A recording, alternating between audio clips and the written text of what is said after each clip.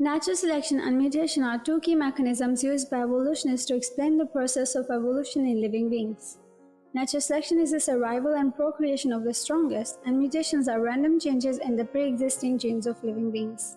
According to evolutionists, these two mechanisms are complementary. They maintain that by random mutations a useful trait appears and this trait is then selected by natural selection. These useful traits accumulate over time, causing one species to turn into a whole new species. In other words, evolutionists believe that beneficial mutations and their selection by nature lead to speciation.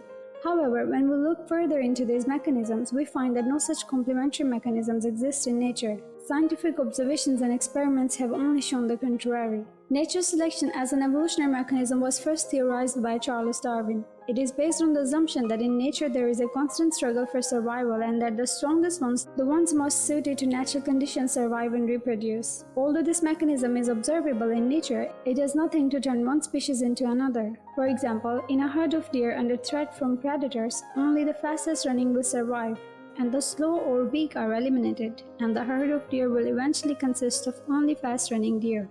No matter how much herds of deer are subjected to natural selection, deer will still remain deer, and there is no way these deer will turn into horses or another species. The same is true for all other species. Deformed or weak individuals in a population or those unfitted to environmental conditions are eliminated by way of natural selection, but no new species emerges. Since no new species emerges, no evolution happens. Natural selection as an evolutionary mechanism has also been refuted by evolutionists themselves. A prominent evolutionist, Colin Peterson, stresses that natural selection has never been observed to have the ability to cause living things to evolve. He says no one has ever produced a new species by mechanisms of natural selection. No one has ever got near it, and most of the current argument in neo-Darwinism is about this question. Realizing that natural selection alone cannot account for evolution, Darwinists of the 20th century included mutation as a leading mechanism of evolution. Mutations are random changes or errors taking place in the DNA of an organism from external effects such as radiation and chemical exposure, or from coping mistakes during cell division.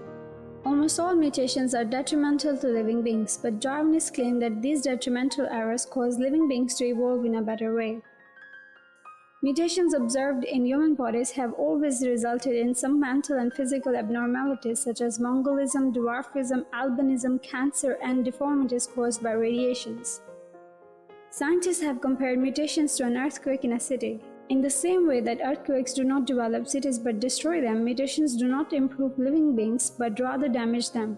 Beneficial mutations necessary for evolution has never been observed.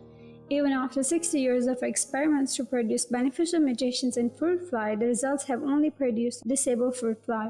Despite being an evolutionist himself, Pierre-Paul Grace, former president of the French Academy of Sciences, said mutations could never give rise to evolution.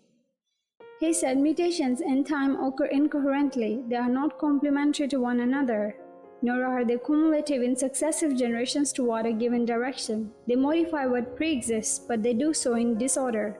No matter how, as soon as some disorder, even slight, appears in an organized being, sickness then death follow. There is no possible compromise between the phenomenon of life and anarchy. He also admitted that no matter how numerous they may be, mutations do not produce any kind of evolution.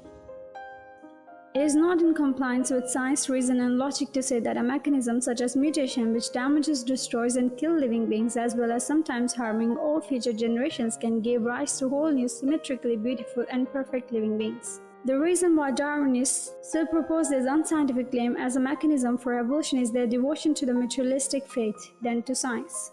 They do not want to believe the scientific fact that living beings were created fully formed without the need of evolution, and that they have been given their necessary features suiting best to their surroundings already when they first appeared on Earth.